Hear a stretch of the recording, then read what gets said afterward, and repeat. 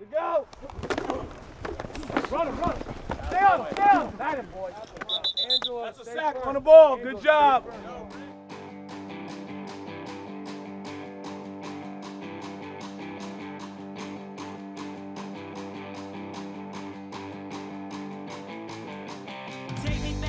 Take me back into another time when we were still in love, a different life.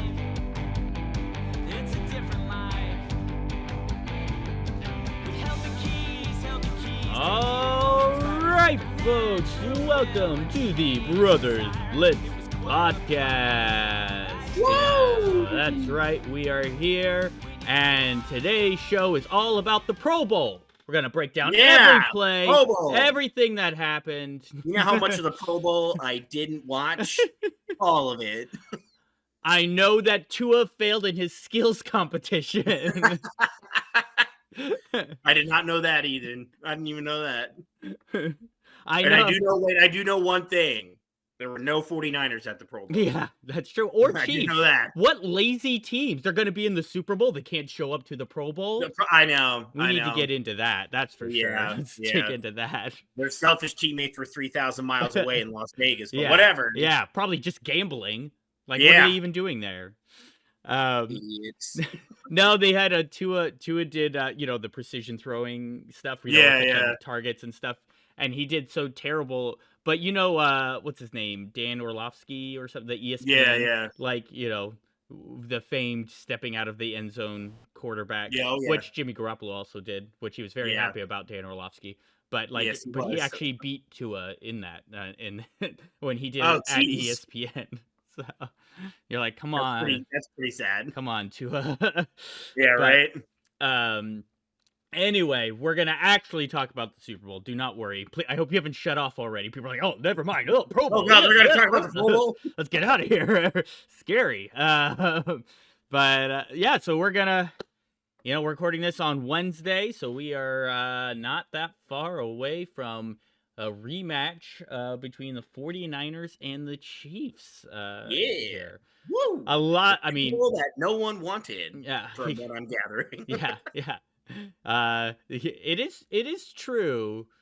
Yeah, that's pretty much true. Just because it's with the Chiefs, it makes sense. There's a lot of fatigue there.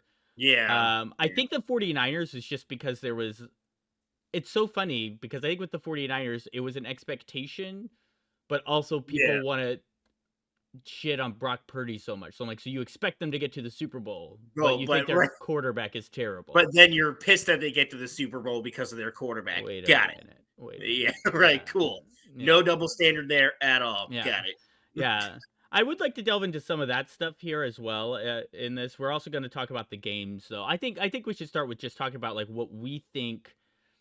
Here's what we'll do, because I think people have heard a lot of storylines. They've heard the Brock Purdy stuff. They've heard like all these things. So let's not start off on the top for that for people. Let's start off with something a little bit, hopefully a little bit fresher for people. And let's talk about like what we think the teams need to do in the actual game. So let's talk about the actual game. Storylines, who cares at this point? Yeah, people are playing the game. Nobody on that field cares about the storylines. No, they do not matter at all.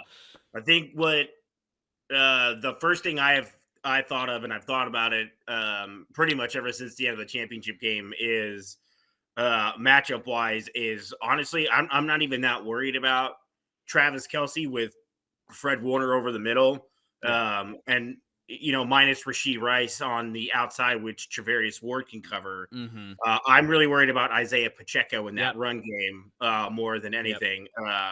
We've already seen the Niners get gashed, in the run game by the Packers and the Lions. So for me, one of the most important things coming out of the gate is trying to slow down Pacheco and force Kansas City as much as possible into being one-dimensional. Yeah, well, and I think that's kind of almost like the thing for both teams. It's like that's right. Yeah, because the Chiefs' run defense is not very good either. And it's funny with how much, of course, and it's very natural. How much we talk about quarterbacks, like everybody does.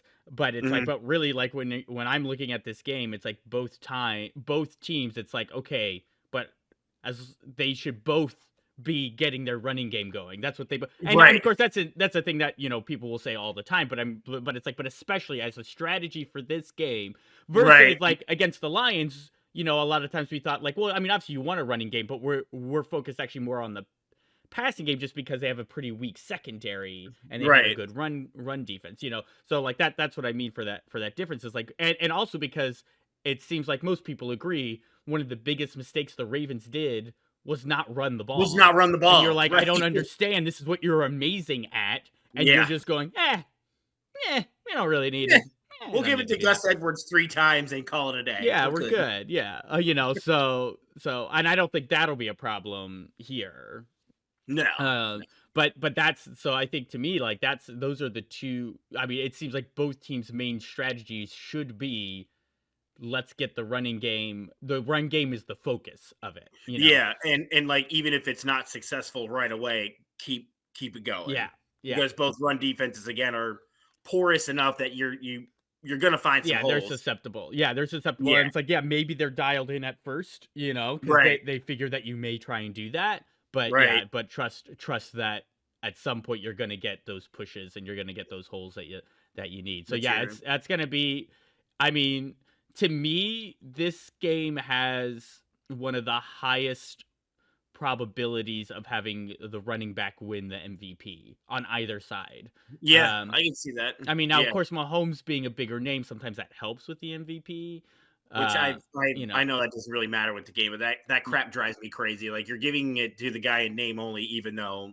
Yeah, I mean, and it happens, and that's not specific. Like, oh, Mahomes gets these. No. That's just a thing that happens, Right. I even remember that Broncos Super Bowl and how bad Peyton Manning was, and there were still like little rumors. Could Manning win the MVP? No. Yeah, he's not winning Super Bowl MVP, and if he does, what a travesty. Yeah, that would have been terrible. Yeah. So this one to me, it's like both running backs definitely have a good shot. It's not just like wouldn't that be fun? It's like, no, because both teams may put a lot of the ball in both Pacheco and McCaffrey's hands. Right. And both are a threat out of the backfield. Obviously, we know that. Well, and there's that as well. Yeah, and they could always get some extra yardage. And I mean, and the 49er, and the other thing is that they both run their running backs at the goal line. They don't do don't do QB, but neither team really does QB sneaks as much, especially not into the end zone. Of course, I mean, Patrick Mahomes was famously injured on one of those plays, so that, I mean, kind of. And especially with the Niners, like with McCaffrey and Elijah Mitchell when he's healthy, why would you want to sneak Purdy and risk injury? No, doesn't make any sense. Yeah. So yeah, I think that makes a lot of sense. That's kind of the focus to me, if like on both of the offenses is going to be that end, because on the Chiefs side, not a lot of good receiving help. Your best receiver should theoretically have a tougher time than what he did against the Ravens, with what the 49ers can do, and if Fred Warner can keep on Kelsey. yeah, and then on the Chiefs and Dre side, Greenlaw. And I was going to say, Greenlaw, sure. Like Dre Greenlaw has also been playing really well in the secondary, and I don't think the Ravens linebacking core is as good as the 49ers. So I think that'll be a tougher time for Kelsey and Mahomes as well, with Greenlaw and Warner back there. Yeah, and then of course the Chiefs, they're the best part of their defense is the pass defense. Mm-hmm. So I just like, you don't want to give freaking Jones enough time to go, because I do feel like people do miss how average the 49ers offensive line is minus Trent Williams. Right. It gets missed a lot. It doesn't get talked about a lot, but like, I mean, you can kind of look at the gradings and stuff for the offensive line, and minus Trent Williams, it's not. I mean, if you watch enough games and enough tape, you see how often Purdy does need to move around. Thank God he can.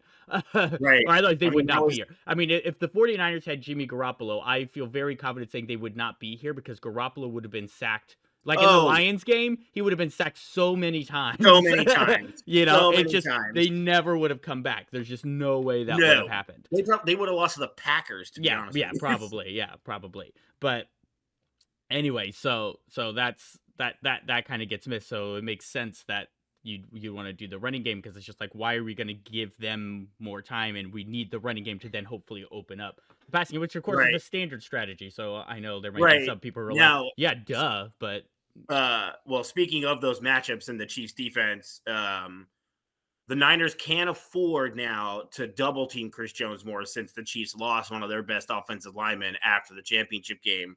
That's something I don't think has been talked about enough, in that people are just kind of skirting over. Yeah. So they can afford now to maybe put an extra guy on Chris Jones in one of their, and maybe even put an extra guy on like a spying linebacker that's looking for Purdy. So and that when I saw that, I was like, oh man, that changes a lot for both teams. Yeah, I mean, and so we'll see how that plays out. To be fair, the Niners are used to going against Aaron Donald, and they usually do a good job against Aaron Darnold. So. Aaron Darnold? Darnold. Well, you know, he's the cousin of Sam. Yeah, you know, little known fact. But no, no, you're right though. Like the Niners usually keep Aaron Donald in pretty good check. So.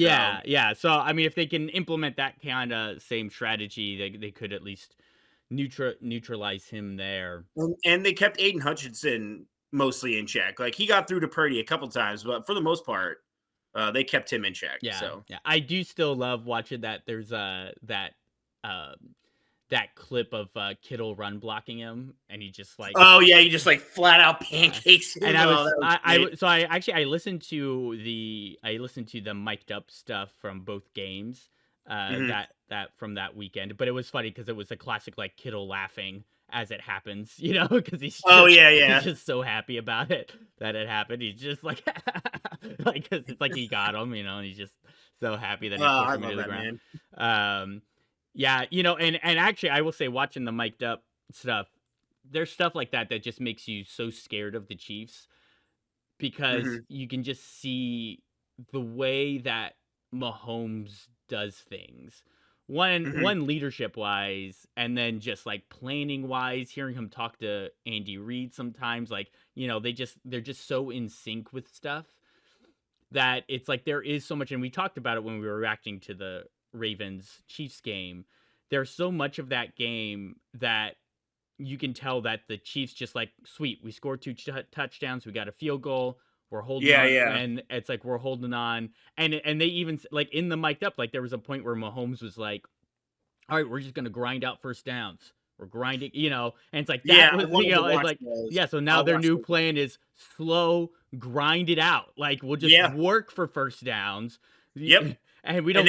And that's funny too, because that's exactly what, I mean, that's how the 49ers play, is just grind out drives, which is why it's so hard to come back from them once you're down, is that they just grind you down. And like, I mean, we saw it on that last drive where that last touchdown drive they had against the Lions, where they took there was 8.5 minutes and they scored with a minute or like 3 minutes left on the clock. Like, good Lord. Yeah. So just took 5 minutes off the clock. So let's talk about plans a little bit, because I feel like, and let's see how you think about this. I kind of feel like for plans for like the teams, if I'm the San Francisco defense, I've been reading up some stuff, and I read like the whole article on Steve Wilks that ESPN did, which made me feel better about Steve Wilks. I read that too. It made me feel a lot better. I read that yesterday. I was like, good. Yeah, like he was pissed off. Yeah. Let's see what happens. But I like, if I'm the 49ers defensive plan, at least at the start. I mean, because things could go wrong. You know, you should always try and adjust.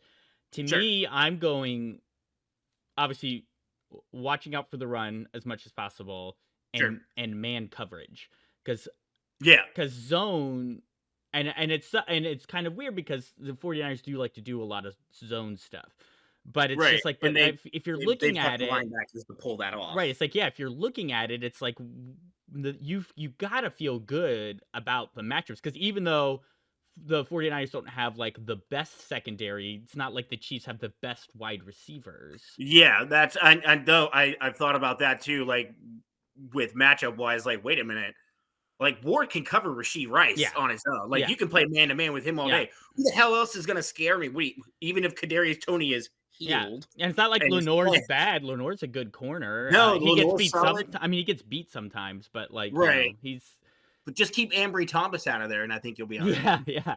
So I But just no, I think Lenore is a little bit underrated. But again, it's like, is Mahomes going to trust his receivers even one-on-one to catch the ball still? Like, I know they've been catching better and they're gelling, but like, again, Ward is a great corner. He can shut down Rice on his own. And then the way Warner and Greenlaw have been playing, especially in coverage, you could double team them on Kelsey, and then you can make his life difficult. And then and to me that would be the start. Like, to me, like, if I'm the Niners, that's how I start. If it starts not working, obviously maybe you mix it up, you try some other. I really hope too that they do try some other creative stuff. Like, if I'm, every now just see if you can throw some confusion things. Like, if I'm Steve Wilkes, what I'm doing is I'm at least gonna, I know it's a different season, but I'm at least gonna go back and check out some of those big Bengals games against the Chiefs. Just to at least get some ideas. You're not trying to run the same exact defense, but just to go, what are some of the things that maybe we can implement with our guys to throw some curveballs? Even look at the Ravens game, because the Ravens shut them down. Now, I know the Chiefs were playing a little bit more conservatively, but there were other times where the Ravens just flat out shut them down. So there's definitely stuff. So if I'm my defensive plan as a defensive coordinator, obviously, very, very well known in a lot of circles for my defensive prowess. But that to me, for the 49ers, though, would be, let's look out for the run, and then we can man coverage, and then we kind of go from there. And see how the game's playing out. But it's like, I would feel good about that plan, because it's just like, I just don't think your receivers can match up against our corners. Like, I think we're going to be better in that sense, because your receivers aren't that amazing, and your best receiver, we have one of the, Ward was second team All-Pro this year, right? Yeah, he was, and a Pro Bowler. So so it's just like, we're going to feel pretty good about that matchup. Right. And we can keep a safety high just in case. I was going to say, and if you're still worried, you can still drop a safety deep to give Ward a little bit of security there. Well, and not even for Rice, but for MVS, Oh, yeah, that's right. That's who they're usually actually sending deep. That's true. Yeah.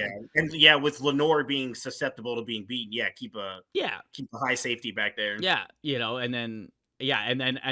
then of course, just don't let Kelsey have a day on the throwing side. But right. But I mean, it has to. But that's only going to happen if they can at least control Pacheco. It's like, it doesn't mean that he can't have a decent game. It's just like, you got to be able to control it so doesn't get out of hand. Right. Because I mean, it is, and other people have said this, and I think it's true. It's just like, you don't want to have how the Lions game went. You really don't want to go down a couple of scores. No. And then, I mean, because the Chiefs defense is really good. Because if I'm the Chiefs defense, it's, if I'm the Chiefs defense, obviously I want to stop the run. And they are probably going to do some exotic things. And they usually do blitz like DBs and things like that. So if I'm them, it's like, hey, look, you got a guy in his first year as a full starter, for a full season. I think Spagnuolo's probably, like, if I'm them, like, that's what I'm going to do. It's like, let's just see, let's blitz the dude and see what happens. Let's get some, I mean, they did great against Lamar. Although Lamar, I mean, we talked about it ad nauseum, but Lamar also held onto the ball too long. He got out of some of those blitz packages. He could have run more. I mean, and to be fair, though, I mean, the Ravens did still, I mean, they had 2 end zone turnovers, so let's not act like they also didn't at least get some progress on offense there. But still, it's just like, they did. I mean, I watched some of the stuff from the game, and it's just like, they do some of those,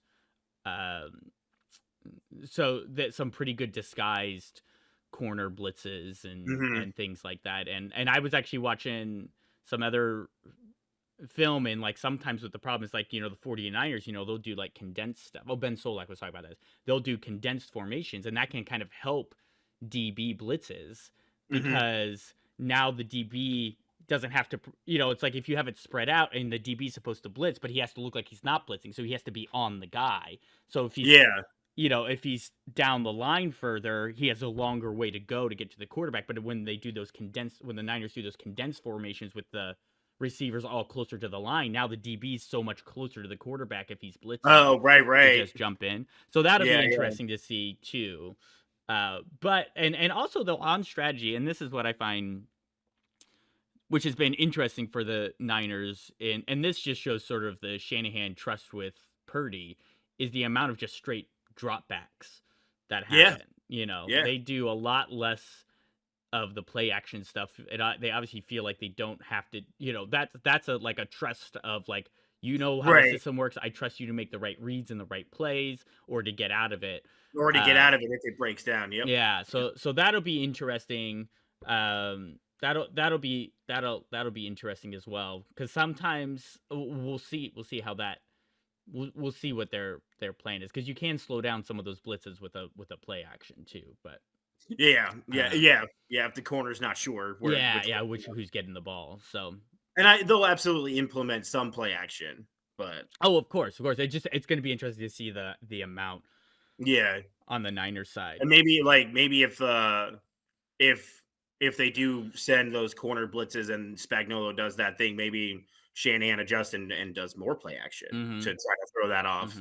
But I think Shanahan will also have that prepared, like more bubble screens to Debo and things like that. I actually think I thought about this too with like the blitzing and the way Kansas City's defense plays. I think Juszczyk could be an underrated asset in this game. He looked good against the Lions. Yeah, like, hey, they got all these blitzes. Like, let's just dump it off into the flat to him, like 3-4 yards down the field, and let him just run. The guy people forget about, right? Because he's a fullback, it makes sense. But that'll be interesting. It'll be interesting to see what they do about those, because those DB blitzes, if you get some of those screens and stuff going, it's like that can really screw up. And unless if the DB gets there and is able to get their hands up, or like the Ravens did a couple times. Yeah, exactly, and deflect it. But if they can get those out, it's like, well, now you've got one less guy over there already. And now you're trying to tackle Debo, and that's not easy. So that'll be interesting. But also on that same note, though, the Chiefs, I mean, if I'm them, I'm definitely going to try some of those screens because of how they worked, how the Lions were able to get them to work against the Niners last week. Now, who knows? Maybe they've shored it up, but it's like, I'm definitely, if I'm early on, it's like, okay, let's see. Did you shore this up? Because if you can get some big plays off of screens, I mean, of course, that's just such an easy way. If that's working, it's such a safe play where you can suddenly you're getting first downs off of or close to a first down, 0-yard pass, sometimes a negative yard pass. So that's if I'm the Chiefs on the strategy early on, that's one thing that I'm testing. And now like look at the game film of like what the Packers and Lions did and go, hey, the Niners said they were mad about this and they were going to put in more effort and shore this up. Let's test that. But you don't know. I mean, because maybe it's just a flaw. Maybe they're just not good at it. Right. Maybe. I think something I wanna touch on this. I don't think people are stressing the importance of this, but if the Niners win the coin toss, for the love of everything, take the ball first. I hope so. Set up that tempo. And jam it down their throats on that first drive. I agree. I agree. It's like, it's okay to change up your strategy a little, and go, wait, you know what? And it makes sense, especially against the Packers, our defense will be flying around, they'll be great. All the pressure's on the Packers, we're at home, all of this. Let's make Jordan Love uncomfortable, and he went right down and scored. Great, a field goal, but still. No, and that's well, and again, right, that made sense. It's like it's his first full year as a starter too. It's a big game. Sure. Have the ball first. He can have the ball have first. No time to calm down. Go ahead. And I mean, of course he answered well, but that, the strategy itself made sense there. But I think that would be a good idea. I definitely think it's like, just if you have the option, get the ball, go down, try and score, and now you've got and especially if you score a touchdown, like I think that relaxes your defense a lot more. Of like, okay, guys, yeah, I think they like, get fired up. We're already up 7-0. Like now we're really fired up. Now Yeah. let's go down and shut them down and get our offense right Well, back on. and the biggest thing too for the 49ers defense, because they've struggled so much this year, is those third downs, man. I know, good God. And they just actually third and long. It's bonkers to me. yeah, it's the amount up. of space they're leaving open. Yeah, and right. it's like you gotta. It's like, and this is the thing that I mean, you see it happen so often with defensive coordinators of just like, it's like you still got to play defense. You can't just go, Right. well, we just sit up and we'll just wait. Right. Because as long as they don't get to, it's just like, oh, wait, this guy had a full head of steam now because, we let him catch the ball with absolutely nobody around him. Yeah. And now we got to, like, actually wrap, it's just like there's a way to play safe while still at least challenging a little bit. Right, right. You got to give some you want to challenge. play safe to keep them like 5 to 6 yards short, like that 3rd and 18 to Amon-Ra St. Brown, like you can't have him catch it with 3 yards to go to the first down. He's gonna get it. Yeah. You gotta get her, stop him at let him have 10 yards. That's fine. And of course, Mahomes is great on third down, so that's just something you gotta really gotta watch that. Yeah, you definitely gotta watch that. So that could be a big storyline for the game. I mean, we'll see. That could be something. And this is why I didn't want to start with the storylines, because what I think about what's so funny, I was thinking about this morning, is about when people get into the storylines. Oh, the storyline, it would actually make sense for the game to go like this because then here's the story. I'm like, what actually happens is whomever wins, the storylines then form. Right? Yeah. Right. Then people go, oh, so here's how everything played out. Like, because now you can connect everything together. Right, right. It's like you're trying to use what you think the storylines are to predict somehow what'll happen in the Super Bowl. And again, the players zero care about what the storyline is. They're pretty much worried, I think, about playing the football part of it.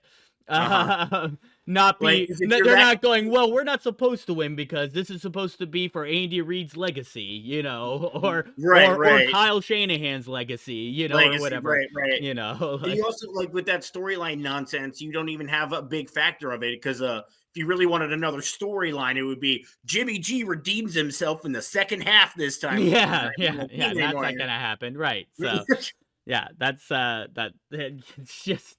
it's just so funny, because it's just like, no, the storylines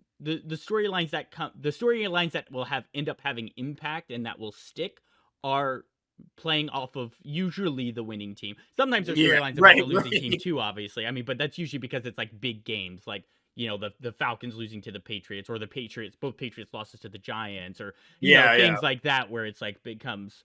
Or, if there's a big field goal miss, or there's things like that that can also take effect. But still the overlying storyline just comes from the winning team, because then that's when people start talking. So if the 49ers win, it talks about Mr. Irrelevant winning the Super Bowl. And also Kyle Shanahan finally gets his Super Bowl. Right. And what does that mean? He cements his legacy. Right. And so now he's at least got that, in his pocket. And, and then of course it's on the Chiefs side. It's like, wow, Mahomes, super on pace now to be the greatest quarterback ever. Andy Reid, is he now the second best coach of all time? Right. If they win, yeah. And some people may even try and say he's the best one. Who knows? But they will. Yeah. So it's like, but it's like, this is what people talk about beforehand. It's like, yeah, these are all possible, but they only actually take shape once the game is over. So. And there are a couple Bosa and Warner also said this week, they both said we don't care about storylines. What we care about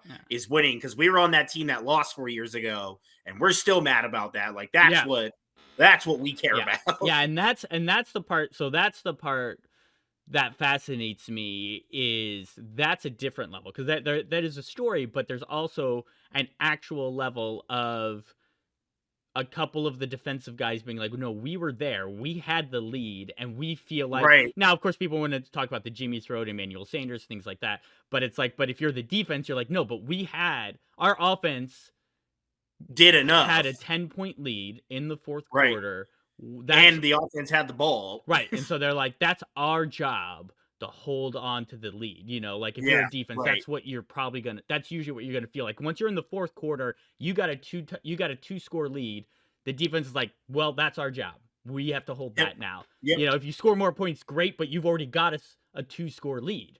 Right. Like that's right. That's as a defense. And again, like I saw that screenshot of the Niners having the ball. Like they had a 10-point lead with less than 7 minutes left, and like Bosa himself, I think, was the one that pointed that out. It was like 2 scores less than 7 minutes.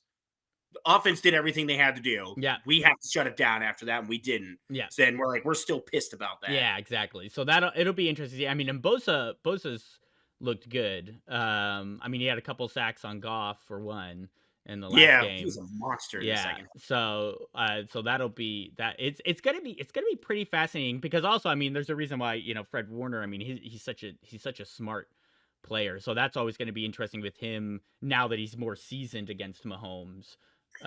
Going against Mahomes again, that's going to be an interesting matchup. I mean, it's always interesting that like great quarterback against great middle linebacker, like the guy who's running the defense versus the guy who's running the offense.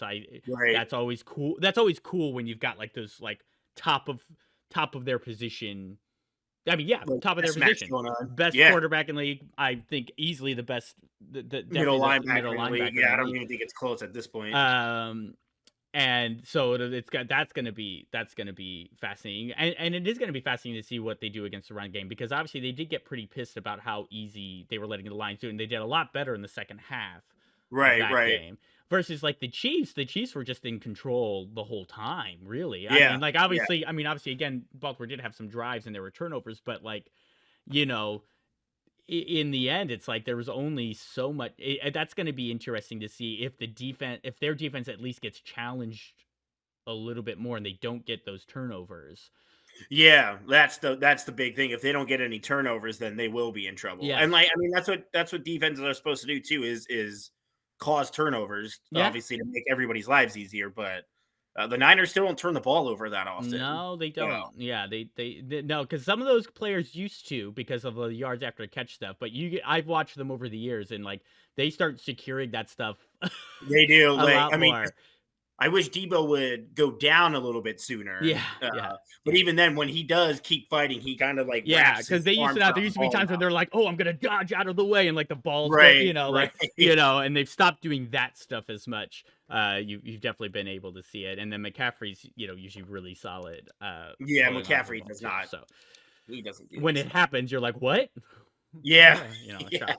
So, but the Chiefs also are good at taking care of the ball. I mean, that's they don't. They try to play mistake-free football. So it will be interesting to see if a mistake is made, if there are turnovers. I mean, it could come down. I think it's very possible that it does. Like probable even that it comes down to one team making one bad turnover, and that ends up being the game. Especially like. I don't know why I have this feeling like I feel like there's going to be some turnover on a potential game-winning or game-tying drive, and then that's game. Interesting. I mean, it's possible. I mean, it can happen as you start to press a little bit more, and the defense. Yeah, exactly. If the defense is clamping down more, like who knows? And the Niners did it 2 weeks in a row. Sealed the game with an interception. Yeah. So that'll be that's true. That's a good point. Yeah, that's interesting.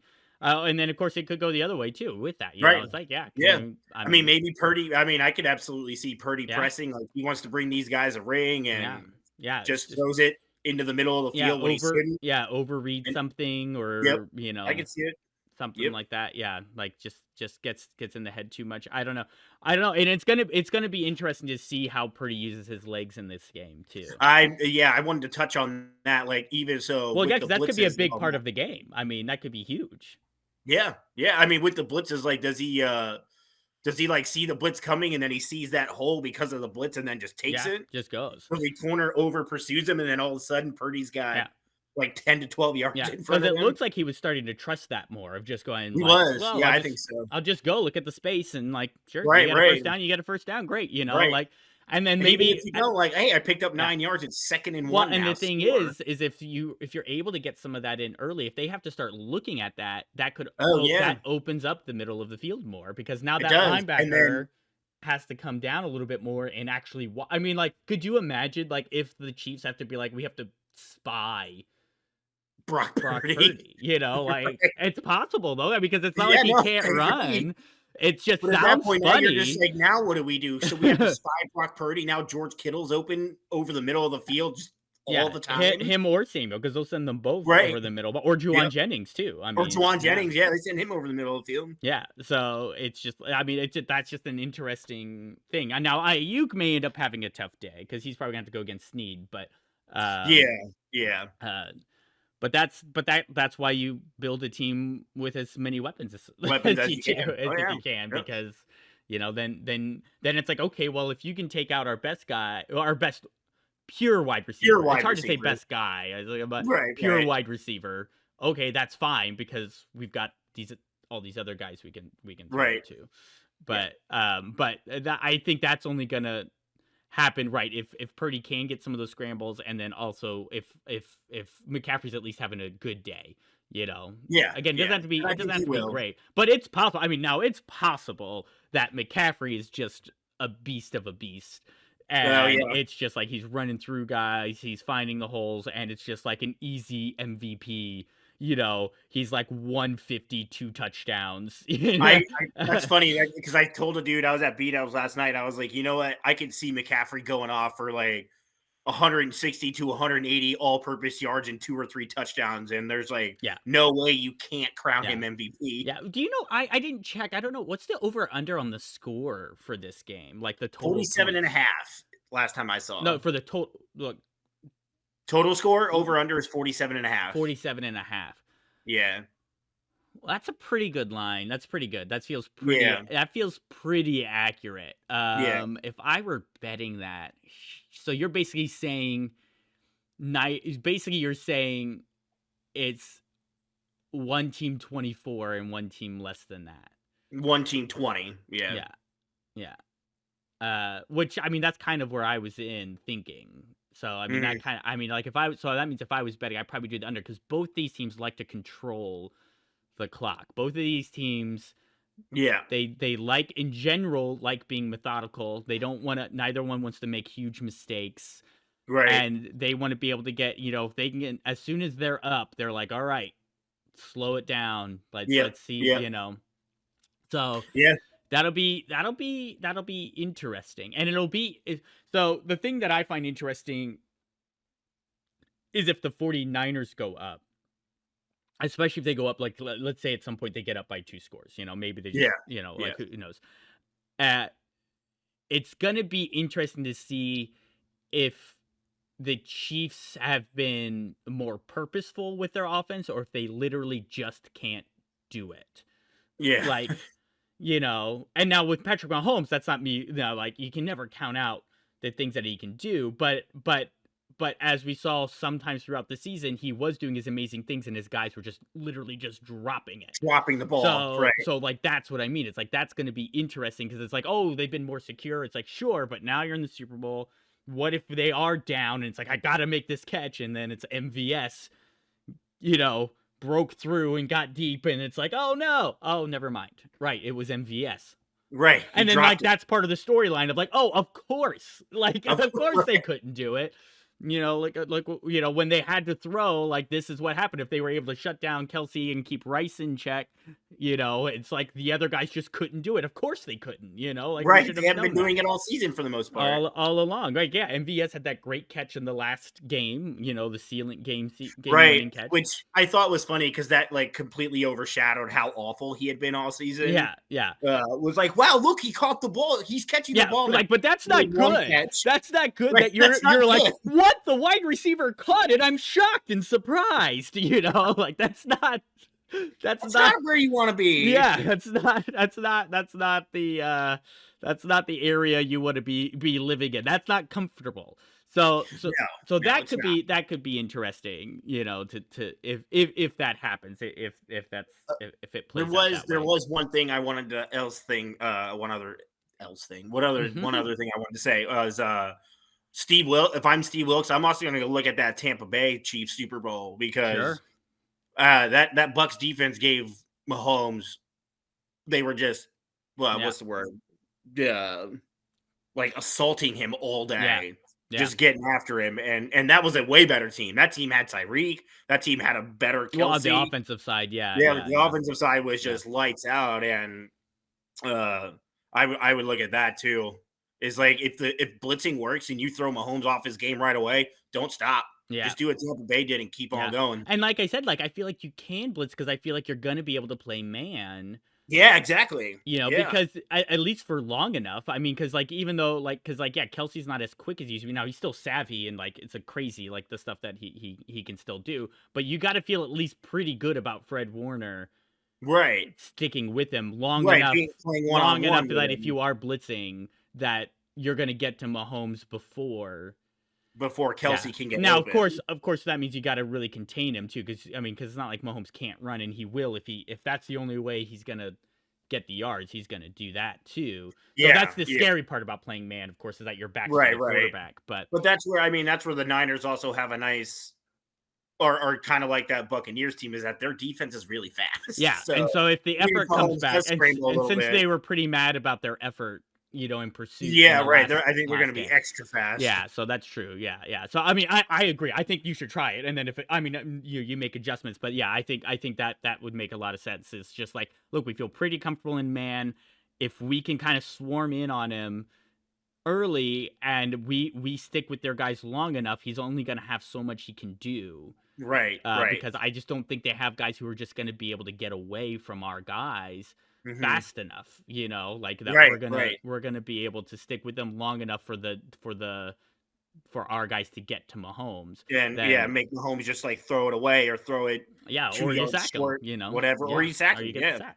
So I think it's possible. I think it's definitely gonna be interesting to see what the 49ers actually do. Yeah, and it's hard because like with the Chiefs, you're just like, I don't even know if you're just like, well, the defense you're assuming is gonna just do what they've been doing, because there's no reason for them to do anything different on the Chiefs side, right? And then offensively, you're expecting run game, usually pretty safe throws, and you do deep shots here and there, like if you got it, to see if it works, to see what's going there. But it's like, so that's why I'm talking about on the 49ers side, because it's just like, because of the way their playoffs have gone. Yeah, you're curious about like what kind of adjustments are they actually going to do versus like the Chiefs. They've just kind of like been able to just do their plan. Yeah, right. Playoffs. So far. Yeah, they had to adjust a little bit against the Bills. That's true. That's true. Yeah, they did. They had to. But not a whole lot though. Yeah, really not a whole lot. Yeah. So it'll be. So it's like, yeah. I'm. So basically, I feel like I know what to expect from the Chiefs coming out. Yeah. Especially defensively. I feel like both offenses, you're expecting a good amount of run early, because I think they're both going to test that. Now, unless, and this is something, I'm glad actually I thought of this, because this is something to always watch out for both of these coaches, is the getting too cute. Oh yeah. So sometimes it feels like that it's possible that one or both of them go, well, they're expecting the run, so let's drop that. Let's see if we get it right. And you're like, whoa, no. It's okay sometimes that's what they're expecting. If you can still beat it, it's actually even almost better. Because if they're expecting it and you're beating it, that's demoralizing. You're just like, we know you're going to do it. Okay, well, you're not stopping it, so good luck. I don't know. I'll tell you. Yeah. So both of these coaches can sometimes do that, of going, oh, maybe I can. Yeah, it's like you're actually now you're so smart that you've now outsmarted yourself. Like you've outwitted your own self now. You know? Sometimes the obvious thing is obvious for a reason. You know? And that is one thing that terrifies me about Shanahan, is getting too cute. Yeah. But Reed does it too, though. Like, Reed's even if they're like too. beating them, even like if they're beating the Chiefs straight up, like drop backs, handing the ball off, little screens here and there, I am so scared he's gonna do some dumb trick play. Yeah. When he doesn't have to. But again, Reed does that too sometimes. He'll come out with a trick play, and you're like, wait, who did you just give the ball to? Yeah, God, who was it in the? Was that Hardman, or who was it in the game where they fumbled against the Ravens? It was against the Ravens, right? Or Bills? The Bills. Bills. Yeah. I can't remember if it was Hardman or. It was somebody who was already having a a tough game and a dude you only use sparingly because he couldn't hold on to the ball. Yeah. So let's give him the ball. Yeah, and you're like you have Pacheco. Right. You're 2 yards out. Like, Yeah. I mean, I've watched a good amount of the Chiefs games this year, and the amount of times that it's just like, hey, let's not give it to Pacheco, and you're like, why? But why? He's like, did you see when you hand him the ball? Did you see how he's getting like 7 yards every time, and he's running people over? I mean, like the way he runs is so fierce, it's insane. It's just like, why are you not? Why? You know, you're just like, I don't get it, Andy. You know, obviously everything's worked out, but I mean. So, but it could. I mean, it's worked out. Like, I mean, I don't think any of us thought the Bills. Well, I thought the Bills would win, but that was still for being a 2 seed. That was a pretty mediocre 2 seed. The 49ers are better than the Bills, so you really can't afford.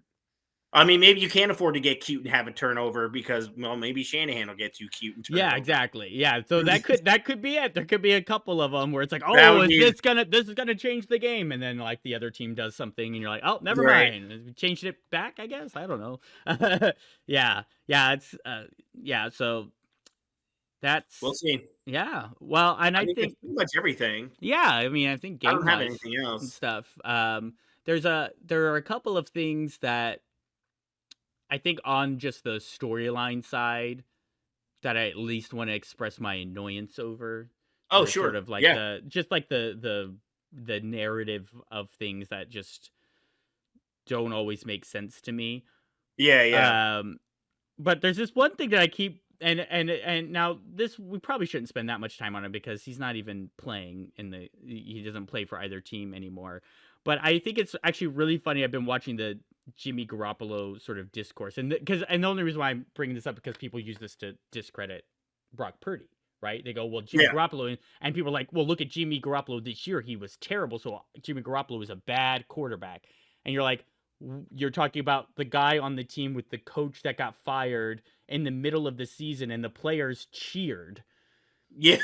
Right. They were ecstatic that they had lost their head coach. And then when they won their first game with their interim head coach, they were celebrating as if they actually won the Super Bowl. So you're telling me that Jimmy Garoppolo under that guy, you know, it's like, I'm not saying Jimmy Garoppolo was great or anything, but it's like, but holding this discourse of like, well, he was a bad quarterback and see, he got to the Super Bowl. So obviously that means that we have to question everything Purdy does because Jimmy Garoppolo got there and he's bad. I'm like, yeah, he was bad this year under a terrible, awful, and it's like not even just from a scheming and planning standpoint. I mean, we're talking about just like a bad coach to his team, a bad leader, a bad possibly just a bad guy, just not even a great guy overall. You know, it's just like that's just like one that's been annoying me. Of just like, can we at least, you know, give Jimmy at least a little bit of grace here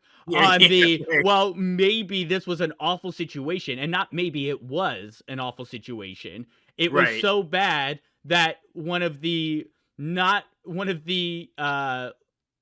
I mean, I hate to say poorest because there's not poor, but one of the poorest owners is now willing to be paying another guy a crap ton of money to not be coaching the Raiders. Right, you know? Right. Like, that's how bad it was. He's like, yeah, you're under contract for more years and a crap ton more money.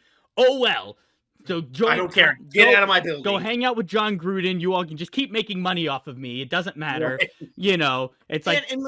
And that stuff drove me nuts, too, because for me, it was like, with that Jimmy G stuff, like, look, he was a bad quarterback, and like, he went to the Raiders. That team was awful and was a hot mess last year. I mean, everybody was joking even when Jimmy signed with them in the first place. Like, even if Jimmy's great, he's going to be bad there because Josh McDaniels is bad and the whole culture there is bad. So it doesn't matter. And also just it didn't make sense because I'm like, the things that, like, it's like their best weapon is on the outside. I'm like, well, you know that's not Jimmy Garoppolo's strongest suit. Right? His strong suit is the middle of the field. Right, and quick release and like, you know, and things like that. So I'm like, so that, I mean, like even the strategy of bringing him on just shows how bad the team and coaching and everything was. Because I'm like, it doesn't even make sense that that's the guy that you're bringing. And it's like, to me, it's like that was such a lateral move from Carr. Derek Carr. But actually, and it's actually probably was a little bit of a worse move because at least Derek Carr can throw it that the deep. Yeah. line, you know, up the Right. seam, you know, like he can do that kind of stuff. He can throw things to outside the numbers better, or at least enough to get a pass interference, like, you know. Right. And So he's just athletic enough to escape some pressure. yeah. Unlike Jimmy, who can't escape at Yeah. all. So it's just like it's like so that's just like one thing that's been annoying me is just like you're using this other smaller game sample to prove that he's bad, you know? Like and like this was that's I don't get it. It's like you put a ball and chain on somebody, put them in the ocean, and you went, well, look, they're a bad swimmer. You know, you're like, no, they're being literally dragged down. Like, well, you know, why can't they overcome that? You know? Right. So, yeah, you know, that's just I just thought that was just an annoying thing. But it's like, but of course people are doing that because that's just for the people who want to discredit the Purdy side. Like that's just the easy thing to do. So that's like, okay, well, what kind of proof can I get from other things? Right. Looking for evidence that's not there. I think that was the biggest one, because there's not like there's a lot of negative discourse on the Chiefs side overall. No. The one thing that is driving me crazy are all these stupid conspiracy theory script things. Like that's also why I just wanted to get this game started. I'm so sick of hearing about all that nonsense of like, oh, well, it's scripted. The Chiefs will win, and Kelsey's going to propose to Taylor Swift on the 50-yard line. I'm like, shut up. And I saw one this morning, too, or late last night. It was Kansas City's already preparing if they win the Super Bowl. And, like, that's another reason why you know it's scripted, that they're going to win. I'm sure San Francisco's doing the same thing. Yeah. But like, you got to have a base. You got to have a plan, right? You got to have that stuff ready. I mean, it's like, are they surprised that, are these the same people who go, look, they already had the t-shirts printed, you know? Right. Because they do have t-shirts printed for both sides. Yeah, already. Exactly. You know? All that stuff's ready to go. That's really what I want though. Like, how could they get the t-shirts done that quickly? Right, you know? right. And it's like I thought about it when like teams have gone up 3-1 in any series, and especially if they win on the road. Like, you think when as soon as they go up 3-1 in any given series, especially in the finals, like NBA Finals, World Series, Stanley Cup Finals, whatever, whoever city's team is up 3-1, they're already starting to plan. Yeah. Like they're planning already. Like, hey, what are we gonna do? Yeah. It's very likely we're going to win. Yeah. So we're gonna start playing. And since this is one game, you gotta have the infrastructure of the plan built, so that way you can now work out the details of it. Be like, okay, we've got this ready, we've got this contract done, because the parades, all those things happen so quickly. Right. Afterwards. So you got, and that's a lot. There's city planning, there's ordinances you have to get. Yeah. You know. As somebody who attended a parade in one of those, I went to the Caps one because wouldn't I? Yeah. I was like, when am I ever going to be able to go to one of those again? Yeah. Like that stuff was obviously planned way in advance. Yeah. Like route and everything, like not exactly everything that happened was the original plan, but obviously, like you just said, there was an infrastructure. We're going to start from Capital One Arena and then make our way down this way through Capitol Hill, through the National Mall and all of that. Like, you think they, like 2 days before when they beat the Knights, they're like, oh, right here, let's throw together a plan. Yeah. No, it doesn't work that way. Yeah, because again, there's bureaucracy you have to go through for right, that too. Right. There's all this stuff you have to do. You have to shut down streets, and like the parade took place in the middle of the fucking afternoon on like a Wednesday or something. Yeah. Like, you have to plan for all that. Like, you still have literally the government functioning in that city. So yeah.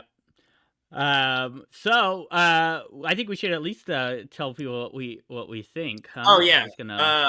So the over under is 20 or 47.5. I think it might go slightly over. I can see the Niners winning this barely, like 28-20. Oh, okay. Wow. That's not far off, I guess, for me, because I was thinking more like, I just think it's amazing how often the Chiefs have struggled to get to 20 points. I saw that last night, and I went back and looked, and I did not realize they had that much trouble getting to 20. Yeah, and if the other team scores more than 20. I think it's like more than 21 or 21 or more or something like that. It's not looked good for them. Right. So this is going to come down to it, I think, obviously the running games, and then like, is there something that happens that makes one of the quarterbacks make a mistake, or they just can't get their footing the game or something like that? Yeah. So I mean, we both picked the Niners to win the Super Bowl at the beginning of the year. So I mean, it's obviously I'm not gonna go off that. Of course, we had the Bengals in there. That didn't quite go the way we thought. But that's not our fault, though. Joe Burrow got hurt. Yeah, that's right. Otherwise, they would be. I can say that. Yeah, absolutely, guaranteed. Yeah, that's always. Oh, that's actually one other thing I need to say real quick. That's the other thing I hate, and this isn't even about a storyline thing. It's just about how people go like, oh, if you put such and such on this team, you'd get the same results. I'm like, well, guess what? You don't actually know that. No, that. So you can't say it like that. You could go, I feel like if you put this person on here, they're also going to do well. That's okay. Now I get with shows and, they want to sound as like hardline as possible because it's like sounds better for content. But I really hate that of like, oh, if you put, there were people who were literally saying like, oh, if you put Mac Jones on this team, on the 49ers, he's going to look just as good. Or they'll do the opposite. Be like, well, if you put Brock Purdy on this team, it's not going to be, he's going to look terrible. I'm like, is he going to look terrible, or is he not going to do as well because it's not as good of a team? And also like a development thing, like, yeah, sure. Like, it helps in your development as a quarterback when you're already on a good team. That just helps. I mean, and that also like on that note, like, you think you can just like pluck Justin Fields and throw him into Shanahan's system and he's going to be better? Yeah. Like, he'll be better, but he may not be great because his development has been terrible because the Bears are terrible. And guess what? They had Patrick Mahomes sit for a year. Because they wanted more development out of Mahomes. So, and it's like, because he was mostly, he was kind of considered more like raw talent. He was a guy who made a lot of interceptions in college, so it's like people just like, you gotta remember the development stuff that goes on with these things. And that's why the Purdy story should be more amazing, I feel like, to people. It should be rooted instead for of trying to because he was just thrown discount in there. Well, and it's just worse that you're trying to discount it as much as possible. And like, and now I can get when people get frustrated because it's like, because of the situation, there's the diehard supporters that start going like, oh, he's basically the next Tom Brady or the next Joe Montana or like something like. It's like, yeah, I get the annoyance with that too, because you're like, okay, look, the guy's in his second year ever, like, I mean, even when Mahomes was winning Super Bowls, early and stuff like that, it was still like, okay, yeah, I can tell that he's really great, but you got to calm down. Now, if Mahomes wins this one, you start going, okay. And not that he doesn't have the talent for it, obviously, but it's just the key to being, a lot of times the key to being the greatest ever is longevity. Mm-hmm. It's how long can you sustain that success? So it's like, yes, a lot of success early. You can think like, yes, they are on track to reach that greatest ever status now. Right. But you can't expect it. It's not a foregone conclusion, right? Yeah, because it's like, because we've seen it happen. That longevity can be hard to actually maintain. So obviously I think Mahomes has the best chance out of anybody that we've seen, I think. But anyway, so my prediction though is I was thinking more like a 24-17, so not far off, but on the under, not on the underside, because I just think like I think they'll probably keep it slower, and then, it's probably not going to be a lot of drives, more than likely. Yeah, no, I could see that for sure. I mean, you could be talking about each team getting like 8 drives, Right, and doing the most with those 8 drives. Yeah, and then it's about who does. I mean, honestly, it wouldn't be shocking if it's even less than that. If it's like one team wins like 17-13 or something, like. Because both teams are willing to go for the field goals too, So, right. Neither team usually does like super aggressive stuff unless if they have to, or they just get a good look. Field goal, I'll be a little scared. Because if it comes down to a field goal, I'll be a little scared. A little because scary. Harrison Butker is better than Jake Moody. Well, I won't be scared if Moody's already missed his one. Oh, that's true. He's got to miss one. Yeah, that's true. If he misses the first one, and then at the end, it comes down to the 49ers kicking a field goal and winning, then you're like, okay, it's fine. It's not his first one of the day. So we're good. Right. We should be good. He already missed his 42-yarder. Yeah. This one's 51. Yeah, he got it. It's nailed. Done, But no, it is true, though. I mean, if it comes down to field goals, that is a little bit scarier. And not that Moody's not good, but look, he's a rookie. It happens, Yeah. It's just like, I'm not a big believer in stats, or narratives or all of that. But last time the 49ers won a Super Bowl, they did have a shaky rookie kicker. So. Oh, hey, there we go. There we go. So so it is planned. Conspiracy. Oh, it's scripted. Damn it! I just revealed it. Yeah. My bad, guy. And this is no analysis side. This is just pure fan side.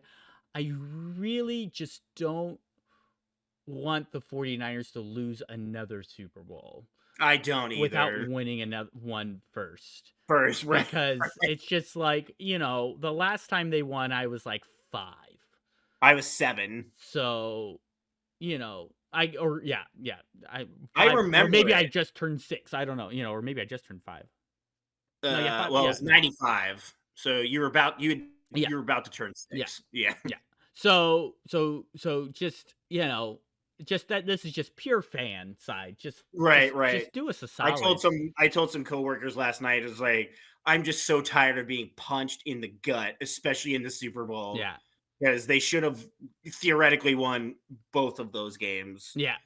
I'm so tired of watching them lose and seeing like these basically like one and done teams win. Like, I know the Rams are back a little bit, but like that Eagles team, well, they were really bad after they won that Super Bowl. They were really bad for a few years.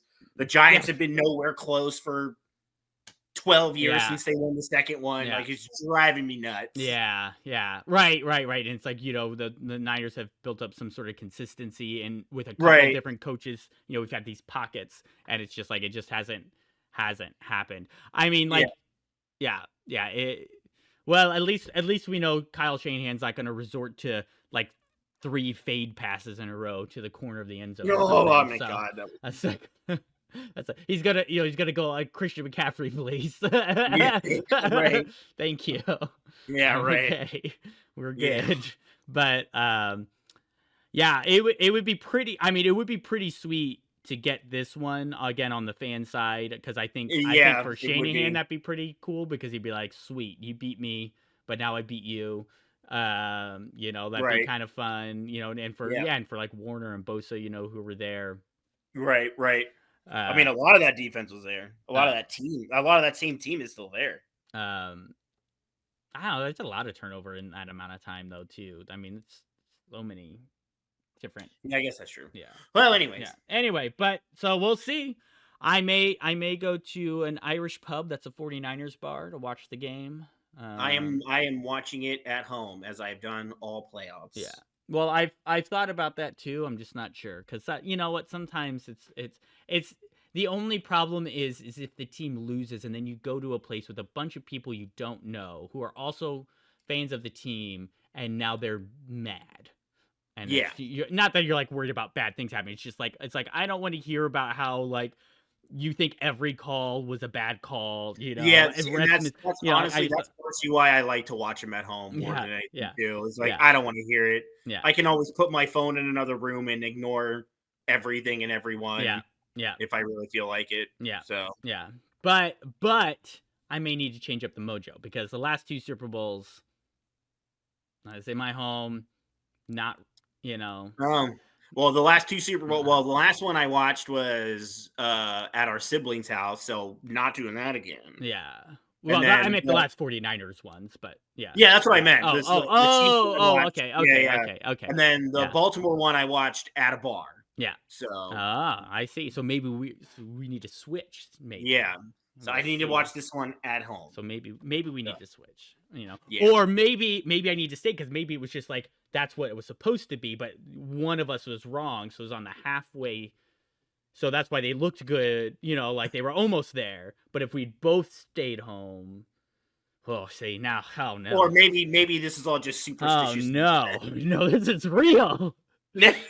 Oh, No, actually, I take that back. With the Baltimore one, I started watching it at a bar. yeah. Then I got mad about how everything was going. So then I went home and watched the rest of it, and it still didn't work out. But they came back. See, you just true. didn't get home early enough.